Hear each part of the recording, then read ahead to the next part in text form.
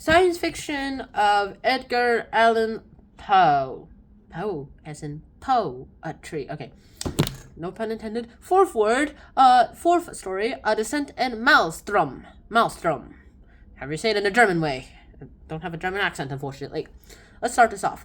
Before we start, however, we have a little note that we're going to have to put in here.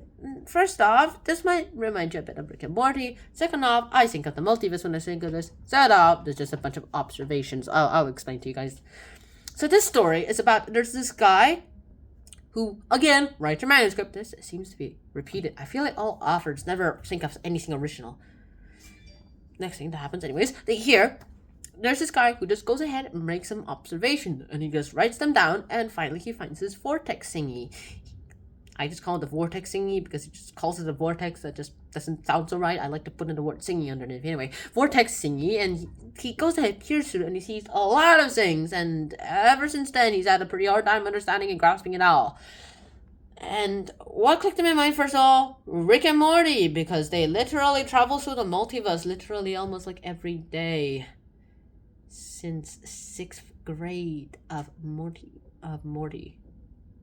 Anyways, back to the present. Here, we have a lot more to go ahead into. Multiverse is nothing new, but that was new back then. No one actually thought of the idea of several universes. It wasn't probably until, like, Stephen Hawking created that term. I don't even think Edgar Allan Poe actually meant to have a multiverse. It just popped up in my brain. I mean, if all books exist, and all of them literally have stories, and let's just assume that they're all in, like, the same universe, but they're all in, like, different universes, then isn't that technically a multiverse? Like, all books are in one multiverse, like, we're just in one of those other universes that we just don't have access to. But if the multiverse exists, then why can't just someone go ahead and visit us already, or someone just went to someone else? Or maybe the multiverse does exist, but none of us have figured out how to travel through space and time yet and break space and time. Thank God time travel doesn't exist.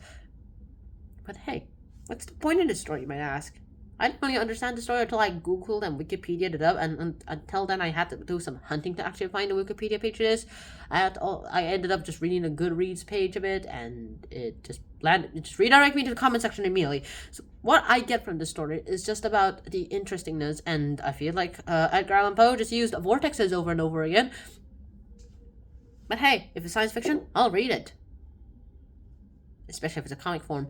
And that's about it for today. I hope to see you guys soon in the next episode. And until then, shout out, peace. Bye-bye. Please tell me what more I could analyze in this story too. See you guys soon. Shout out, peace. Bye-bye.